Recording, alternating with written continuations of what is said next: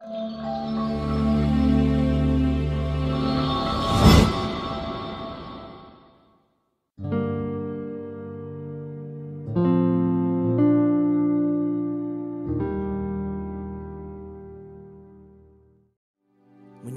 Engkau dengan segenap hati dan hidup kami, Tuhan. Thank you, Lord Jesus.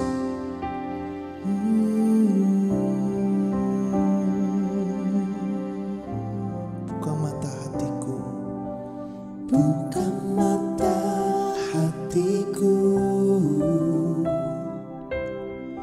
buka mata hatiku, biar ku memandangmu, biar ku memandangmu.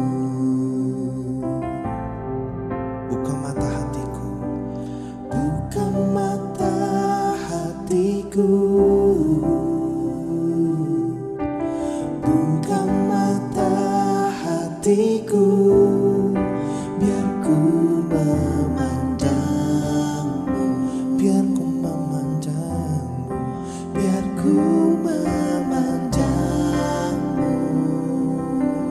Kau layak, kau layak ditinggikan,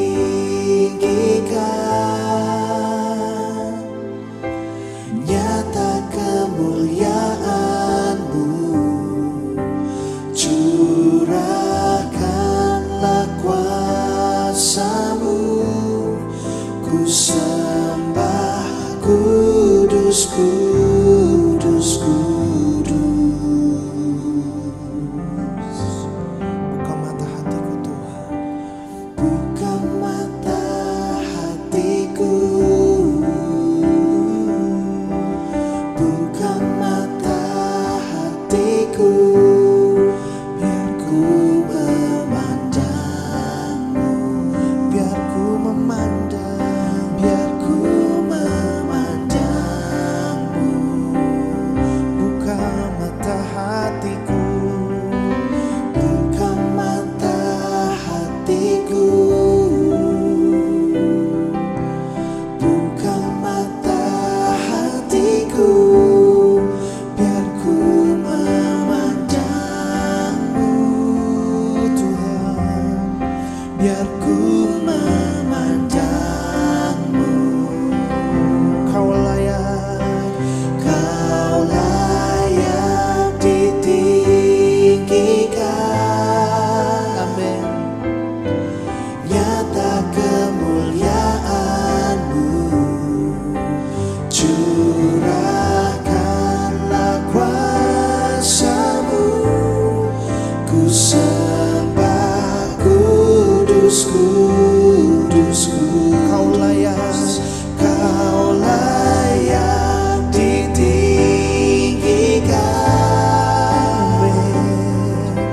Nyata kemuliaan-Mu, curahkanlah kuasa-Mu, ku sembah kudus, kudus, kudus. Katakan kudus, kudus, kudus, kudus, kudus. Engkau kudus, kudus, kudus. Oh, kudus, kudus, kudus, biar ku memandangmu. Kudus, kudus, kudus, kudus. Amin, Tuhan. Kudus, kudus, kudus. Kudus, kudus, kudus, biar ku memandangmu. Sekali lagi katakan, kudus Tuhan, Kau kudus. Kudus, kudus, kudus. Kudus, kudus, kudus. Oh, kudus, kudus, kudus,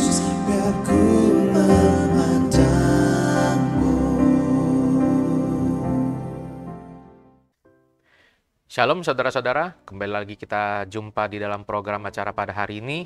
Hari ini saya akan ingin membagikan renungan firman Tuhan, biarlah kita hari ini sama-sama kita bisa belajar dan juga melakukan yang namanya firman Tuhan.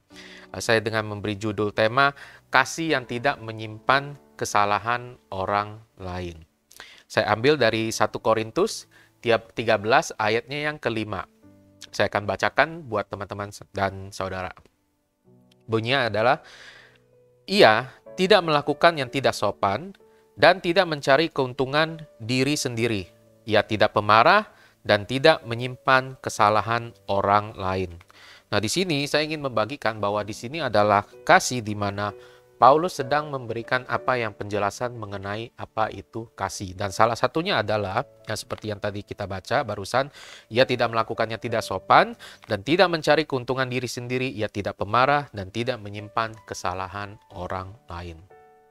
Nah, dari sini kita akan melihat, juga membaca di dalam 1 Korintus 13 ayat yang ke-1, di sini Paulus berkata, sekalipun aku dapat berkata-kata dengan semua bahasa manusia dan bahasa malaikat, tetapi jika aku tidak mempunyai kasih, aku sama dengan gong yang berkumandang dan canang yang gemerincing.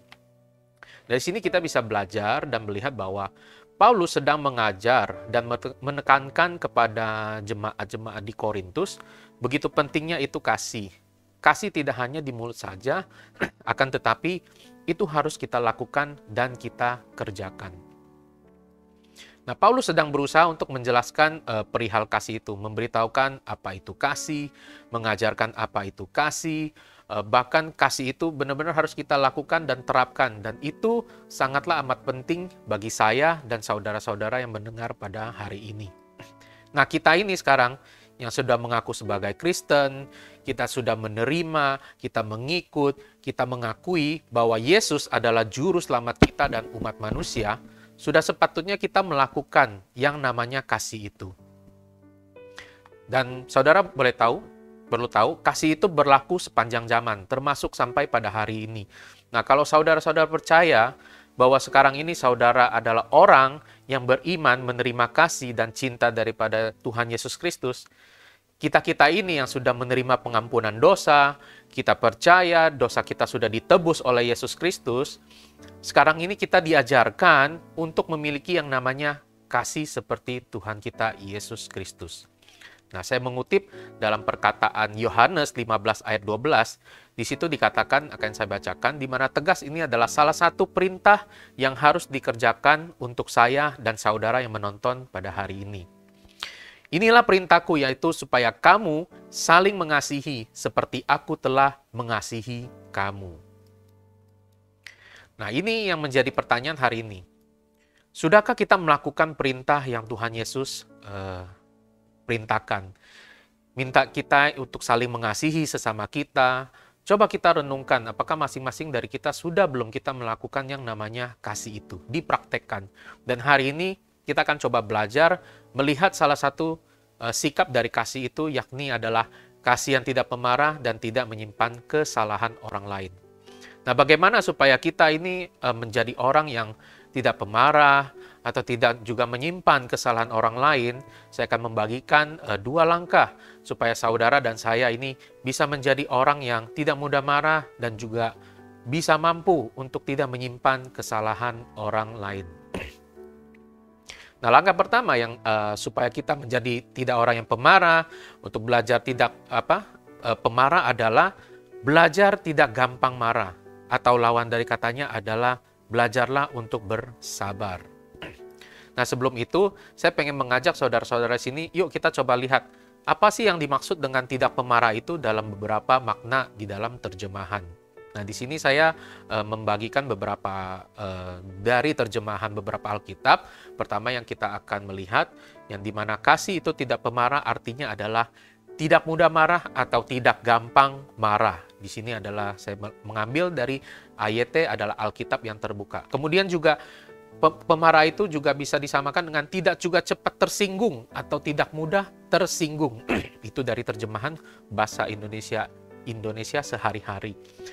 Dan yang terakhir adalah tidak mudah terprovokasi atau gampang terhasut. Itu saya ambil dari terjemahan MILT, Modified Indonesia Literal Translation. Nah, dari beberapa penjelasan barusan tadi, kita harusnya jadi lebih mengerti dengan jelas makna pemarah dalam beberapa arti.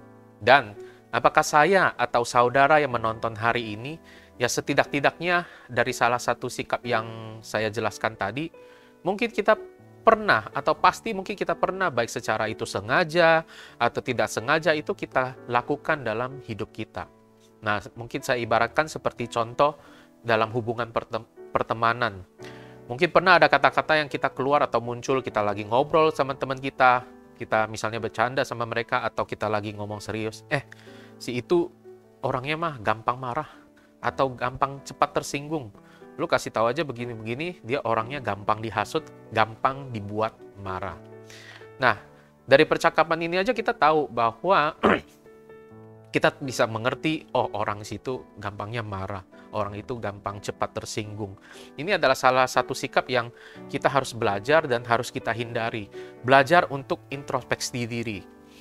Belajar untuk merenungkan, apakah saya orangnya ini mudah gampang marah? Apakah saya orangnya mudah cepat tersinggung? Apakah saya orangnya mudah gampang terprovokasi?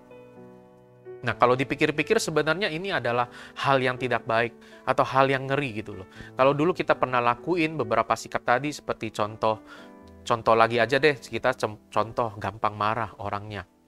Dimana saya mengambil kasus kejadian di video ya, ada sebuah video beredar. Ada seorang pria, dia merusak motornya sendiri hanya gara-gara tidak mau ditilang oleh polisi. Dan video itu menjadi viral karena emosi atau amarahnya itu yang nggak pada tempatnya. Sampai motornya yang menjadi tempat pelampiasan amarahnya itu loh. Nah, kalau kita lihat secara nggak langsung, sebenarnya yang rugi adalah dia sendiri. Dia udah merusak motor dia sendiri, atau kalau itu motor orang lain, dia kan jadinya merugikan temannya, atau bahkan mungkin orang tuanya yang membelikan dia motor, orang tuanya kan yang menjadi rugi. Bahkan mungkin saja kalau itu motor dia belum selesai cicil, dia sudah rusakkan duluan karena perihal tadi, mudah marah, nggak bisa mengontrol emosi amarahnya, dan pada akhirnya melampiaskannya ke benda, ke motor yang tadi itu. Karena dia nggak bisa menerima kalau dia sudah berbuat salah dan tidak mau ditilang. Kemudian kita melihat kasus yang lain lagi.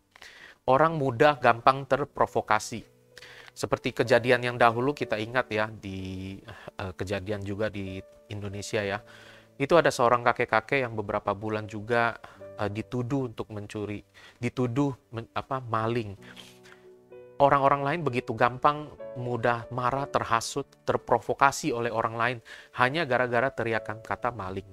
Berapa orang menjadi buas, beringas mengajar si kakek, dan begitu terkejar, si kakek itu langsung dikeroyok dan tanpa ditanya dulu atau ditahan dulu atau diserahkan dululah kepada pihak yang berwenang, yang berwajib. Tapi enggak, kejadiannya mereka langsung hantam sampai tewas. Nyawa begitu tidak berarti hanya gara-gara urusan orang-orang yang mudah terprovokasi oleh orang lain. Sedangkan orang yang ngomong, yang memprovokasi, itu tidak terjadi apa-apa. Nah, bagaimana dengan kita hari ini? Apakah kita yang mengaku tadi sebagai menerima, pengikut Kristus, sebagai orang yang sudah dicap Kristen, apakah hal-hal yang tadi masih ada di dalam bagian diri kita? Masih kita baik secara sengaja ataupun tidak sengaja, masih memiliki sikap yang tidak baik itu. Nah, sikap amarah itu lebih banyak kerugiannya. Kita sudah rugi secara jiwa kita, kemudian kita merugikan diri kita sendiri, kita juga bahkan merugikan orang lain juga, termasuk juga merugikan banyak orang. Terutama dalam lingkungan yang terdekat kita juga. Keluarga kita kah, dalam hubungan pertemanan, termasuk juga bahkan dalam lingkungan pelayanan atau bergereja. Nah, apakah saudara juga hari ini adalah orang-orang yang mudah cepat tersinggung? Hanya gara-gara misalnya pendeta atau pengkhotbah yang menyampaikan firman Tuhan, dan tiba-tiba saudara merasa tersinggung gitu loh karena hal itu. Padahal firman yang dibagikan oleh si pendeta atau pengkhotbah juga itu diambil dari Alkitab kita. Dan Alkitab mengajarkan kita untuk melakukan yang namanya kebenaran. Saya ambil dalam 2 Timotius 3 ayat 16 sampai 17. Saya bacakan untuk saudara. Segala tulisan yang diilhamkan Allah memang bermanfaat untuk mengajar, untuk menyatakan kesalahan, untuk memperbaiki kelakuan, dan untuk mendidik orang dalam kebenaran. Dengan demikian, tiap-tiap manusia, kepunyaan Allah diperlengkapi untuk setiap perbuatan baik. Jadi kita ini dituntut untuk selalu melakukan perbuatan yang baik. Kita diperlengkapi. Alkitab ini ingin mengkoreksi keadaan perilaku kita supaya kita bisa berubah menjadi lebih baik gitu loh. Apa yang diharapkan Tuhan itulah yang harus kita kerjakan. Dari sini kita udah jelas fungsi dari firman itu. Untuk mengajar, untuk menyatakan kesalahan, memperbaiki kelakuan-kelakuan kita yang tidak baik, untuk mendidik orang dan terutama di dalam kebenaran. Lalu, seharusnya yang kita lakukan sekarang ini adalah apa? Mari kita yuk introspeksi diri. Apakah kita orang yang masih mudah cepat tersinggung?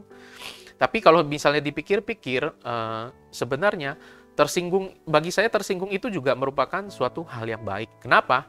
Setidaknya ketika kita mendengar kata-kata atau kalimat dari orang lain atau dari firman Tuhan itu, kita sendiri, kita masih ada kesadaran dalam hati gitu loh, masih tersinggung gitu loh. Wah, tersinggung nih saya, maksudnya kena banget nih apa yang diomongkan, persis seperti yang saya lakukan. Cuman langkah berikutnya adalah, apakah kita akan larut dalam kemarahan kita? Setelah mendengar kata-kata yang menyinggung dari orang lain, apakah kita akan langsung memutuskan hubungan pertemanan, atau langsung membenci orang tersebut, atau tidak mau berurusan lagi dengan orang tersebut, bahkan sampai mendendam dengan orang tersebut? Atau sebaliknya yang kita lakukan, meskipun orang itu kita benci, kita tidak suka, namun karena kata-kata atau kalimat itu, kita ingat kembali, kita renungkan kembali, oh ternyata apa yang dikatakan dia itu benar. Benar, saya orangnya ini mudah tersinggung. Harusnya tadi saya nggak langsung marah, harusnya tadi saya nggak cepat marah atau emosi. Apa yang dikatakan orang itu benar. Terus dalam hati kita berkata, Tuhan ampuni saya. Jika saya adalah orang yang mudah tersinggung, Roh Kudus bantu saya supaya saya selalu bisa belajar dari kejadian untuk lebih memiliki sikap yang bijaksana. Itulah introspeksi diri. Nah, tinggal sekarang saudara ini pilih memutuskan mana jauh yang lebih baik, mana yang jauh lebih baik yang seharusnya dilakukan oleh saudara dan saya juga. Sebagai orang yang tidak mudah marah, sebagai orang yang sudah memiliki predikat Kristen, sebagai pengikut Kristus, seharusnya kita semua sudah tahu mana yang benar yang harus dikerjakan. Jadi, belajarlah untuk jangan lekas marah. Kemudian yang langkah kedua yang ingin saya bagikan adalah supaya kita tidak menjadi orang yang pemarah dan kemudian tidak menyimpan kesalahan orang lain adalah jangan menjadi orang yang pendendam atau orang yang penuh dengan dendam. Nah, sekarang kita akan belajar dari, saya mengambil kisah cerita dari Alkitab yang mungkin teman-teman juga sudah dengar, saudara-saudara sering baca, itu kita coba baca kembali, kita ingat kembali ceritanya, itu mengenai pengampunan di dalam Matius 18 ayat 21 sampai yang ke-27. Kita bacakan, saya akan bacakan Matius 18 ayat yang ke-21 sampai ke-27. Di sini dengan judul perikop perumpamaan tentang pengampunan. Kemudian datanglah Petrus dan berkata kepada Yesus, Tuhan, sampai berapa kali aku harus mengampuni saudaraku jika ia berbuat dosa terhadap aku? Sampai 7 kali? Yesus berkata kepadanya, bukan, aku berkata kepadamu, bukan sampai 7 kali, melainkan sampai 70 kali 7 kali.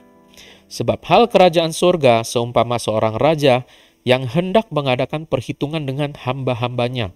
Setelah ia mulai mengadakan perhitungan itu, dihadapkanlah kepadanya seorang yang berhutang 10.000 talenta, tetapi karena orang itu tidak mampu melunaskan hutangnya, raja itu memerintahkan supaya ia dijual beserta anak istrinya dan segala miliknya untuk membayar hutangnya. Maka sujudlah hamba itu menyembah dia, katanya, sabarlah dahulu, segala hutangku akan kulunaskan. Lalu apa yang terjadi?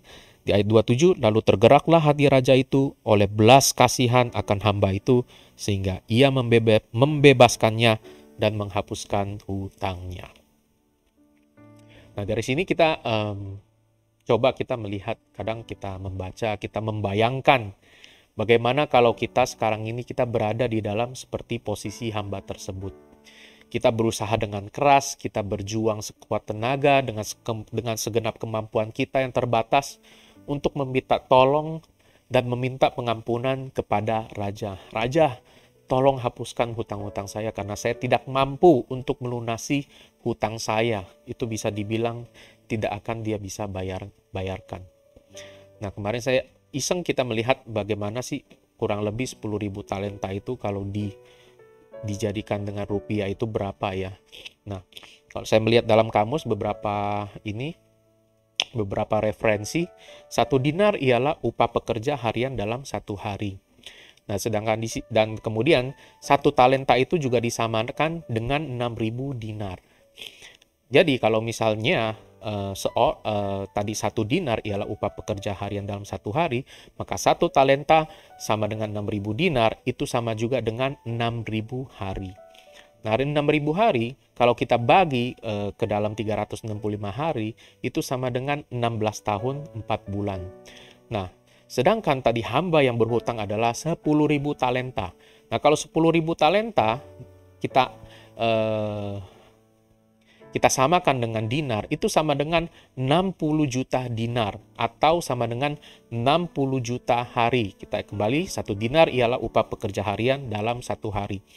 Jadi di 60 juta hari itu kalau kita bagi ke dalam 365 hari dalam 1 tahun, itu kurang lebih adalah membutuhkan waktu 164 tahun untuk membayarkan hutang. Nah, kemudian saya melihat juga 1 talenta kalau dirupiahkan di dalam 1 kamus itu, 1 talenta sama dengan harganya dirupiahkan 2.160.000.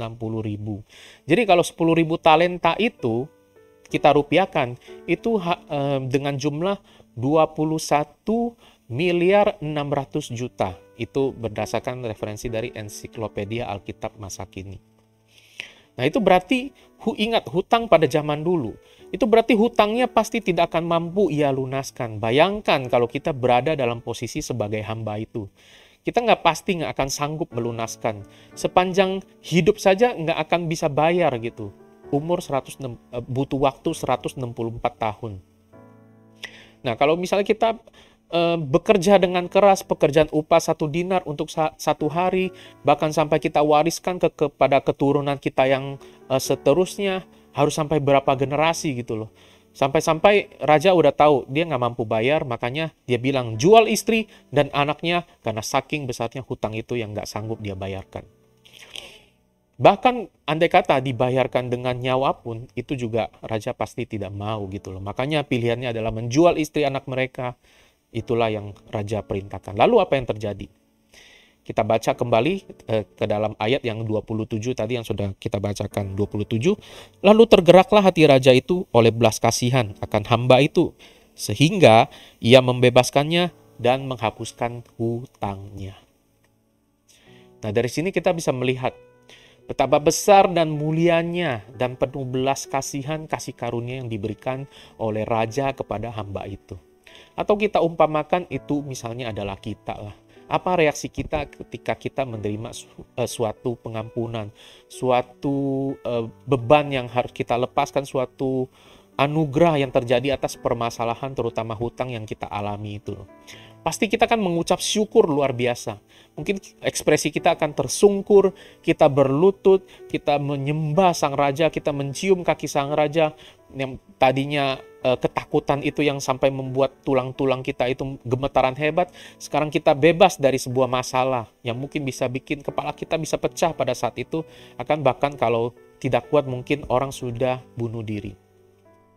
Tapi ceritanya nggak berakhir sampai di situ. Kita baca kembali di dalam ayat ke-28 sampai yang ke-35. Kita lanjutkan ke ayat 28 sampai ke-35. Saya bacakan. Tetapi ketika hamba itu keluar, ia bertemu dengan seorang hamba yang lain yang berhutang 100 dinar kepadanya. Ia menangkap dan mencekik kawannya itu, katanya, bayar hutangmu.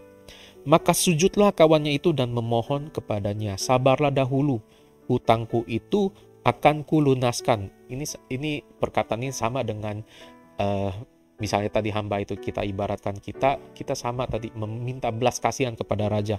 Nah, begitu temannya juga meminta belas kasihan kepada kita. Nah, lalu apa yang terjadi? Tetapi ia menolak dan menyerahkan kawannya itu ke dalam penjara sampai dilunaskannya hutangnya. Melihat itu kawan-kawannya yang lain sangat sedih, lalu menyampaikan segala yang terjadi kepada tuan mereka. Raja itu menyuruh memanggil orang itu dan berkata kepadanya, "Hai hamba yang jahat, seluruh hutangmu telah kuhapuskan karena engkau memohonkannya kepadaku. Bukankah engkau pun harus mengasihani kawanmu seperti aku telah mengasihani engkau?" Maka marahlah tuannya itu dan menyerahkannya kepada algojo-algojo sampai ia melunaskan seluruh hutangnya. Maka Bapakku yang di sorga akan berbuat demikian juga terhadap kamu, apabila kamu masing-masing tidak mengampuni saudaramu dengan segenap hatimu. Nah, di sini kita bisa belajar kembali. Setelah tadi ia sudah menerima pengampunan dari raja, begitu dia keluar, ada yang temannya itu berhutang 100 dinar kepadanya. Tadi hutang kita itu 60 juta dinar. Sedangkan teman kita hanya berhutang 100 dinar. Nah, bagaimana ini reaksi kita gitu? Kita harus bagaimana? Dari cerita itu kan kita sudah jelas, maksudnya cerita ini mengingatkan kepada kita bagaimana ketika kita sudah menerima pengampunan dari Tuhan atau dari manusia, kita juga harus melakukan itu kepada orang lain. Kita yang tadi kita anggap hamba itu sebagai kita nggak akan sanggup untuk membalaskan, nggak sanggup akan membayar atau melunasi kasih yang Tuhan sudah berikan untuk kita semua. Kita nggak pernah akan sanggup. Tuhan sudah mengampuni kita. Dia melupakan kesalahan kita. Dia tidak mengingat-ingat kembali lagi kesalahan kita. Dia membebaskan kita dari dosa kita, dari hutang piutang kita. Namun kalau kita nggak melakukan hal yang sama kepada orang lain, yakni kita juga masih mengingat-ingat kesalahan orang lain juga, terutama pada hari ini, kita masih ada rasa dendam yang kita simpan sampai pada hari ini. Ingat Alkitab yang berkata sendiri dalam ayat yang ke-35. Maka Bapakku yang di surga akan berbuat demikian terhadap kamu apabila kamu masing-masing tidak mengampuni saudaramu dengan segenap hatimu. Bahkan dibilang hutang yang tadinya Tuhan sudah nggak ingat lagi, malah diadakan kembali dan muncul kembali. Kita sudah tidak mendapatkan pengampunan dari Tuhan. Nah, maka hari ini kembali kita diingatkan. Memang ini adalah renungan yang saya bawakan pada hari ini, tetapi ini juga mengingatkan juga kepada saya, bukan hanya kepada saudara juga yang menonton pada hari ini. Kita semua diingatkan supaya kita jangan kembali menyimpan kesalahan orang lain. Buang itu semua. Dan mulai hari ini, kerjakan apa yang menjadi perintah Tuhan. Yakni masing-masing dari kita, sesama saudara kita, yuk mari kita saling mengampuni. Nah, lalu apa yang kita bisa kerjakan sekarang hari ini? Jadi saya mengajak saudara-saudara menonton, coba ambil waktu. Ambil waktu ketika saudara sedang santai, coba renungkan kembali perbuatan-perbuatan kita, mungkin yang di masa lalu, atau yang barusan kita lakukan, atau bahkan teman-teman di sini juga bisa bertanya dalam hati masing-masing. Apakah sampai pada hari ini saya masih menyimpan kesalahan orang lain? Apakah saya hari ini masih mempunyai dendam sama orang lain?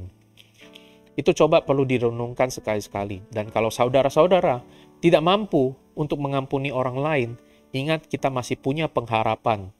Datang kepada Tuhan, minta tolong kepada Tuhan, berdoa sama Tuhan, minta pertolongan kepada Roh Kudus, supaya Roh Kudus yang memampukan kita untuk mengampuni orang lain. Jadi saya mengajak saudara, ayo beranikan diri, katakan, Tuhan, saya tidak sanggup untuk mengampuni orang yang sudah menyakiti hati saya. Saya tidak bisa, Tuhan. Tolong saya percaya Tuhan pasti akan tolong saudara dan juga termasuk saya. Amin.